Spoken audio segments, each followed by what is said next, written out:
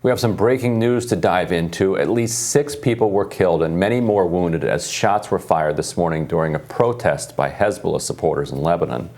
Protesters were organizing against Judge Tarek Bitar, who is the judge on the investigation into the 2020 Beirut port blast. There's issued charges and warrants against a number of high-ranking officials, including Hezbollah allies. So that's the proximate cause of these particular protests, but essentially what's going on is that Lebanon has collapsed, and there you see this both symbol and further cause of the collapse of this country. It just gives you chills watching this footage every time. It's the most horrible, incredible thing I've ever seen. And that was last year. It destroyed multiple thriving neighborhoods in its vicinity, as well as obviously the area right there, the port. Those basically haven't been rebuilt. Lisa Munzer had a piece in the New York Times. She's a Lebanese journalist, and she began it, "I never thought I would live to see the end of the world." There has been a complete collapse of the Lebanese economy, complete collapse. Like, people's money isn't worth anything anymore. The causes are many and varied. The Syrian civil war right next door, caused a significant amount of pain. But and also in part their reliance on tourism, because they needed an influx of American dollars to make their exchange with their currency. Right, and French and European. Right. Like Beirut is an absolutely gorgeous town. With this millennia long history, with cafes and restaurants and a place where Europeans in particular, but other people from all around the world would flock to. And so you had the corruption and the violence, and then the pandemic, and then more violence, and that's gonna undermine tourism.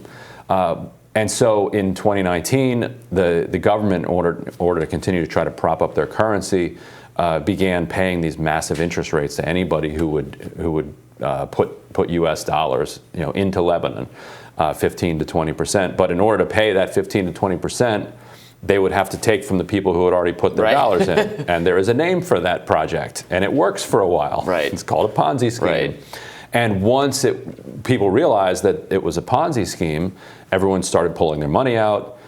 They stopped letting people pull their money out. Obviously, at that point, nobody's going to put new money in, and you just then saw the Lebanese currency just completely evaporate. There's now shortages of bottled water, shortages of cooking gas. Power is on for an hour a day. Like she said, they're living through the end of the world. It's completely apocalyptic. And another detail in this New York Times story that I had no idea about, this is very interesting. They tried to tax WhatsApp. Which one of the Facebook product.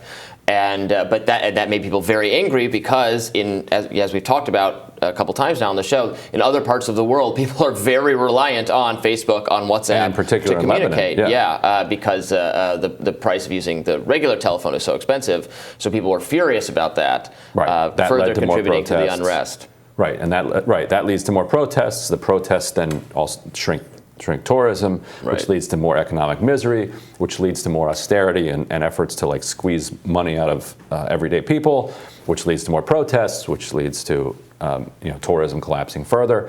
It's going to take a Herculean international effort at this point, and a bankruptcy, basically. They're just going to have to start from scratch. Yeah. And you can't.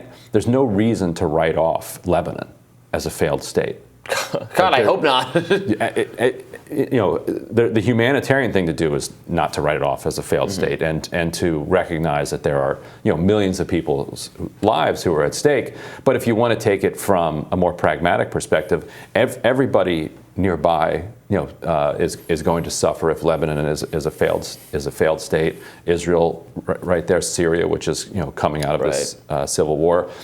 Europe is going to see another influx of refugees, which then destabilizes European politics. Forget when you get to fueling more extremism and exporting it from there. It's just in everybody's interests that the super rich sacrifice just a tiny bit in order to get Lebanon back to a place where it can start fresh. So you're talking about financial aid. That's what you're thinking of here, right? And not the kind where you say, well, we'll give you financial aid, but we see you have your power on for 2 hours a day. Mm-hmm. That's too much. How about an hour a day, and then we'll give you we'll give you some assistance. Like, that's not what's going on here. That entire area that was blown up last year, that just needs to be rebuilt. Like they need capital to rebuild it. You put the capital in there. Well, I don't know. I'm not a big fan of foreign aid for other countries. Obviously, we have a lot of problems here. We could be spending that money on. Maybe the Europeans should chip in. Maybe the people in that part of the world. Maybe this one can be their problem and not ours. Seems fair to me in this circumstance. Well, that's fine. And you know who will do it? China and Iran. And if that's our preference, that China and Iran rebuild Lebanon right there on Israel's northern border, okay. Yeah.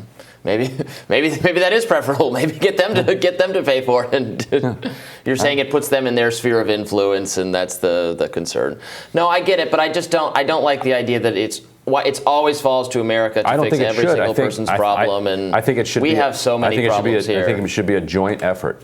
Well, China, Iran, EU, U.S., Russia, and every the world over, we're heading into we're going to have mini apocalypses like this around the globe over the rest of our lives. And either we can respond collectively to these to help people through them, or we're just going to have more blots around the world that are just going to spread until we're just one bleak apocalyptic zone. Like that's basically the way I see our two choices. That's here. Fine. But I would like to see a little bit of cooperation from some other folks in the conversation to make sure they're actually in, and this isn't going to just be us bailing everybody out. Because then we enforce our will sometimes on these countries. It's not just like we give them. It's like, okay, well, here's some money, and can you use it to buy guns to start shooting dissidents or something? Like, we don't want that either. Absolutely, we do not want that. Yeah, that's right. It's a tough situation. We'll have more Rising right after this. Stay tuned.